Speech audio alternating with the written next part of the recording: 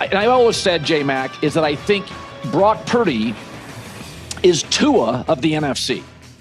Little smaller than I like, not as good in bad weather, mobile enough, but like they need a Shanahan or a Mike McDaniels. That's the secret sauce. Left with a defensive coach, Tua was overwhelmed. If you gave Brock Purdy a defensive coach, Matt Eberflus, I think he would be overwhelmed. But Tua and McDaniel have the right coach, the right system. And, one guy had Waddle and Tyreek Hill. One has Kittle, had Debo, Christian McCaffrey. So it works to some level. Don't love either, but I like both. But when you start circumstantially paying too much for Tua, now he's got a weak O-line, and he's just not good enough and gets exposed. That's what I think will eventually, over time, happen to Brock Purdy. So I was talking to somebody yesterday about this. So the Niners signed Fred Warner yesterday to a huge contract. So the Niners are now paying three positions you'd prefer to get value out of, positions the rival Rams don't pay anything to. They're now paying Christian McCaffrey, a running back, second most for a running back in the league, George Kittle, first most for a tight end, and Fred Warner, first most for a linebacker. And they're doing this because they have to, because they've missed on so many picks. John Lynch, in my opinion, has not been a great drafter, and I think Shanahan has the power in the building. San Francisco also gave up 3 first-round picks for Trey Lance. So now what you have to do is you get forced to sign positional players where you'd really like value. I mean, right now, the Rams don't pay anything for linebackers. The Rams don't pay anything for corner. They don't pay anything for safety. They don't even pay a ton for a left tackle.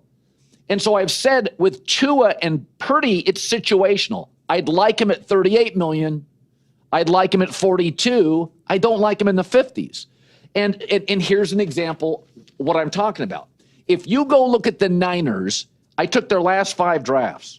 In their last 18 picks in 23 and 22 drafts, the Niners have one hit, Brock Purdy, one. I'll give you Jake Moody, but I don't think anybody loves a kicker in the 3rd round, and he's been disappointing. And I'll count Ricky Pearsall as a semi-hit, but I thought he was overdrafted.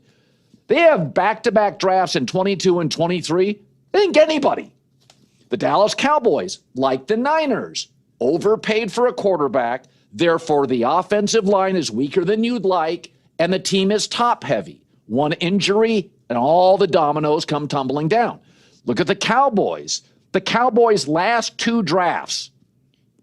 I like DeMarvion Overshown, but he's never healthy. Tyler Guyton, I'm not sure he's a hit. I'll give it to you. But I would argue in their last 2 drafts, they don't have one absolute hit.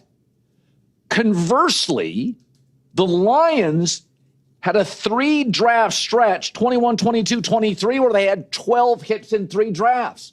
So the Jared Goff contract, and Jared's better, in my opinion, as a natural talent than Purdy or Tua, it's not as punitive because they can let go of veterans. They hit on draft picks. Similarly, the Philadelphia Eagles, the Jalen Hurts contract, they can pay Saquon Barkley because they never miss on their 1st or 2nd round picks. I mean, they've gone 4 years where they've hit on all of them.